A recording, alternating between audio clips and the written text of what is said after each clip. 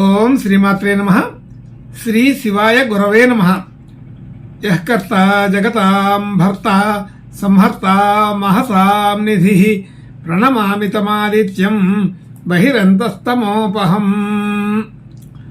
వీక్షకులకు నమస్కారం. నేను మీ దేవులపల్లి రామకృష్ణ శాస్త్రి. ఆర్కే మాతృశ్రీ తెలుగు జ్యోతిషపరమైన యూట్యూబ్ ఛానల్. అలాగే వీక్షకులకు విజ్ఞప్తి, నా ఈ వీడియోలని చూసిన వారు, నచ్చిన వారు లైక్ చేయండి, షేర్ చేయండి, సబ్స్క్రైబ్ చేసుకోండి. ఇప్పుడు జూన్ నెల 2వ తేదీ నుండి జూన్ నెల 8వ తేదీ వరకు గల గ్రహ స్థితిగతులని ఒకసారి పరిశీలన చేద్దాం. వృషభ రాశిలో రవి, బుధ, గురు, శుక్రగ్రహాలు. కన్యా రాశిలో కేతుగ్రహం, కుంభరాశిలో శనిగ్రహం, మీనరాశిలో చంద్ర, రాహుగ్రహాలు, మేషరాశిలో కుజగ్రహం సంచరిస్తున్నాయి. ఇటువంటి గ్రహ సంచారాన్ని అనుసరించి ఈ వారం రాశులకి వార ఫలాలు తెలుసుకుందాం. ఓం శ్రీమాత్రే నమః. ఇప్పుడు సింహరాశి వారి గురించి తెలుసుకుందాం. సింహరాశి వారికి రాశి నుంచి 2వ స్థానంలో కేతుగ్రహం, అలాగే 7వ స్థానంలో శనిగ్రహం, 8వ స్థానంలో చంద్ర, రాహుగ్రహాలు, 9వ స్థానంలో కుజగ్రహం, 10వ స్థానంలో రవి, బుధ, గురు, శుక్రగ్రహాలు సంచరిస్తున్నాయి. ఇటువంటి గ్రహ సంచారాన్ని అనుసరించి ఈ వారం ఈ సింహరాశి వారికి కొంత మధ్యస్థమైన ఫలితాలే ఉంటున్నాయి. అదే మధ్యస్థమైన ఫలితాలన్నా దాంట్లో కూడా కొంత శుభ లక్షణాలు కలిగే అవకాశం ఉంటుంది. అయినప్పటికీ కూడా ఈ రాశికి ఈ వారం అంత ప్రత్యేక అనుకూలతలు తక్కువగా ఉన్నాయి. అయితే ఈ చతుర్గ్రహ కూటమి, పంచగ్రహ కూటమి అనేవి ఇది కొంత ప్రభావం చూపించే అవకాశం ఉంటుంది. ఆలోచనలు పరిపరి విధాలుగా వెళుతుంటాయి. కాబట్టి అంటే ఒకదాని మీద నిలకడగా ఉండకుండా పరిపరి విధాలుగా ఆలోచన చేయడం, ఇదే ఎటు అవకాశం ఉంటే అటువైపుగా మాట్లాడటం, అలాంటి వాళ్ళే మనకు కూడా తారసపడడం జరుగుతుంటుంది. కాబట్టి అవకాశ అనుకూలంగా ఈ వారం గడిచిపోతుందని తెలుస్తుంది. అయితే ఎంతప్పటికీ కూడా సింహరాశికి ఒక లక్షణం ఉంటుంది, ఒక లక్ష్యం ఉంటుంది. ఆ లక్ష్యానికి ప్రకారమే వెళ్తాయి. కానీ అయితే అనుకోకుండా ఈ వారంలో కొన్ని అవకాశ సందర్భాలు కుదిరే అవకాశం ఉంటుంది. అంటే సూర్యుడే బుధ, శుక్ర, గురు గ్రహాలతోటి ఇంకా చంద్రగ్రహంతో కూడా కలిసే అవకాశం ఉంది. ఇలాంటి గ్రహాల ఒత్తిడి వలన, అనేక గ్రహాల కలయిక వలన మనకి సహజ సిద్ధమైనటువంటి విధానం తగ్గి సమయానికి అనుకూలంగా ఉండేవాడిలాగా ఈ వారం కనబడాల్సిన పరిస్థితి ఉంటుంటుంది. కాబట్టి ఆర్థికపరమైన ఇబ్బందులు అయితే ఉండవు, అనుకూలమైన వాతావరణమే ఉంటుంది. కానీ దానిలో కూడా పూర్తి స్థాయిలో అంటే గతంలో ఉన్నంత అనుకూలత ఉండదు, కొంచెం సాధారణంగా ఉంటుందని అర్థం. వారం చివరిలో కొద్దిగా ఉపయోగపడే అవకాశం ఉంటుంది. అలాగే కుటుంబ సభ్యులు, బంధుమిత్రులు అందరితో కూడా కొంత సఖ్యత లాగానే ఉన్నా అంత సఖ్యత పెరిగి ఉండదు, సాధారణంగా ఉంటుందని తెలుసుకోవాలి. గృహ వాహన యోగాదులన్నీ కూడా ఇది అనుకూలమైన వాతావరణం అయితే కాదు, సాధారణంగా ఉంటుంది.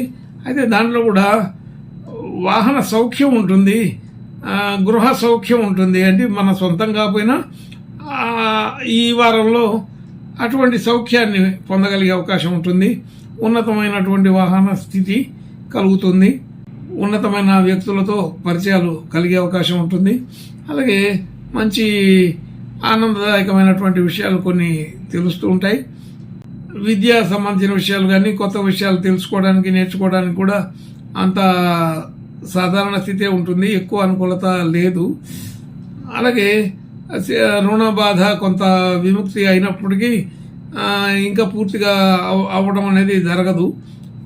అయితే ఎంత ప్రయత్నం చేసినా కానీ ఇంకా కొంత మిగిలే ఉంటుంది అని అర్థం. అలాగే అందరితో కూడా మంచి సఖ్యత సామరస్యంగా మాట్లాడడం, చాలా ఓర్పుగా ప్రవర్తించడం జరుగుతూ ఉంటుంది. ఆరోగ్య విషయంలో కొంచెం జాగ్రత్తగా ఉండాలి. అయితే ఎక్కువ ఇబ్బందికరమైన విషయాలు కాకపోయినా అలసట, ఒత్తిడి లాంటివి కొన్ని కలుగుతున్నాయి. కొంచెం చికాకు కూడా ఉంటుంది. ఇలాంటివన్నీ కూడా మానసికమైన విషయాలు. జాగ్రత్తగా ఉండడం, సందర్భానికి అనుకూలంగా ప్రవర్తించడం, ఆలోచించడం చేసుకోవాలి. అలాగే